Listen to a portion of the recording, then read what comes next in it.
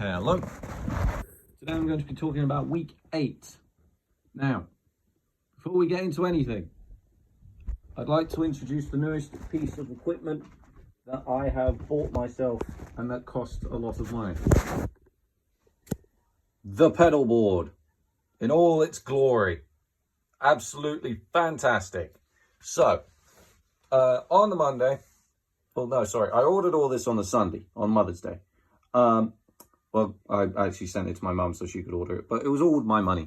So yeah, anyway, we had the tremolo and the distortion arrive on the Monday, along with the pedal board, which by the way is so much shorter than what I thought it would be. I really should have measured out the specs compared to something else.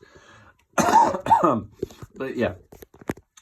And on the Thursday, the Octaver arrived. So nice. Anyway, let's actually talk about things. So, Monday. We practiced the set for Shinefest in the morning.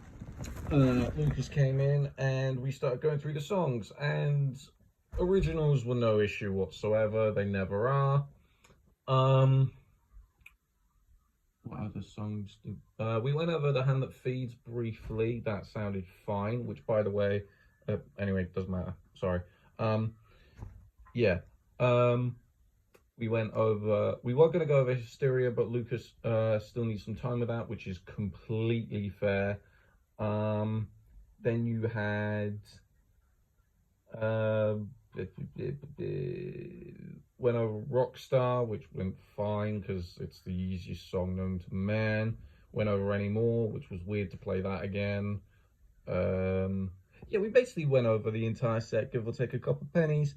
It's starting to come together really well, and we are going to practice over the Easter holidays. Now, in the afternoon, I started work on the drum mics. I didn't get it all finished, but I got started. I was going to finish it on the Tuesday, but that didn't happen either because Sean made me go down a rabbit hole that was absolutely pointless. But anyway, yeah. So I started going through the drum mics. So the way I'm miking up the snare is I'm going to have a SM57 on the top and a MD41 on the bottom. This will catch the full range of the full spectrum of sound coming from the snare. Bass drums, just an AKG12, nothing special about that. It's good for picking up lower tones, lower frequencies. Bass drum. Overheads. Now, originally I was going to use the C1000s in a cross method, but then I realized there's a high chance that if I'm doing it, then things are going to go out of phase and then it's going to sound bad. So I asked Sean, he said use the Rode NT1, which is one microphone, but has 2 mini mics stuck in a cross direction. So one's pointing to the left, one's pointing to the right.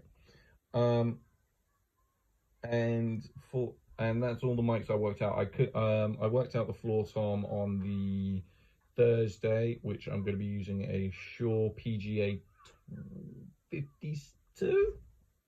It's a PGA 50, PGA 12, PGA 54, I think. It's part of the Shure mic set. It literally, you just clip it onto the floor tom rim. Anyway, so that's what happened on Monday.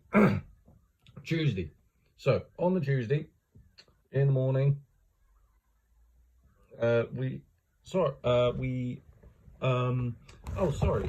Monday, I completely forgot to mention, we actually started recording the EP. We got the bass and the rhythm guitar down. But anyway, Tuesday. So Tuesday, I was going to work on the EP with, some more to get the leady bits done, but Alyssa didn't come in the morning, so I basically did nothing in the morning. I know, sue me. In the afternoon, though, that's when we actually started doing it. So we got the rhythm guitars fully finished, and we got about halfway through the lead, which, yes, I know it doesn't sound that quite impressive, but I suck at recording, and I also kept on going out of time. Anyway, so, and to be fair, rhythm guitar and the bass they're mixed.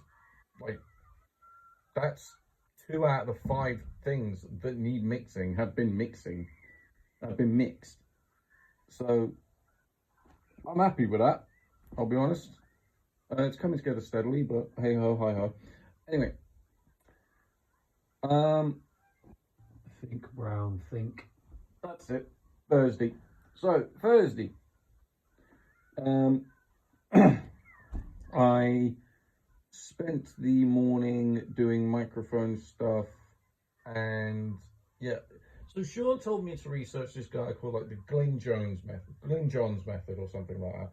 Basically, it was this like studio engineer who's worked with all the big ones, you know, like Rolling Stones, the Beatles, Eric Clapton, Derek and the Dominoes, which is basically just Eric Clapton 2.0.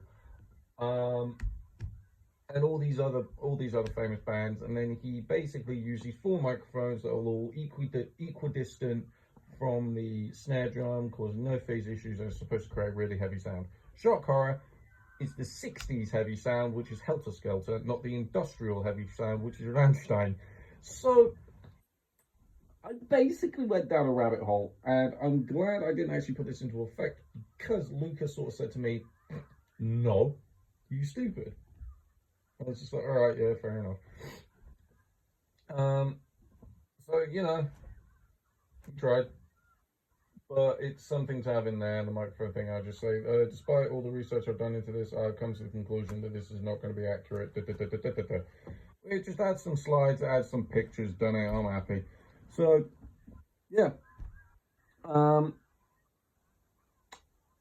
In the second half of the Thursday, I what did I do?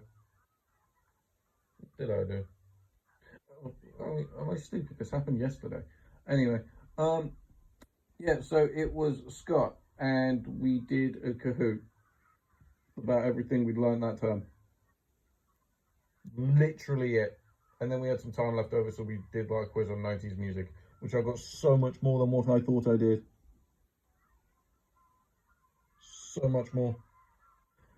But yeah, that's basically all that happened all weekend.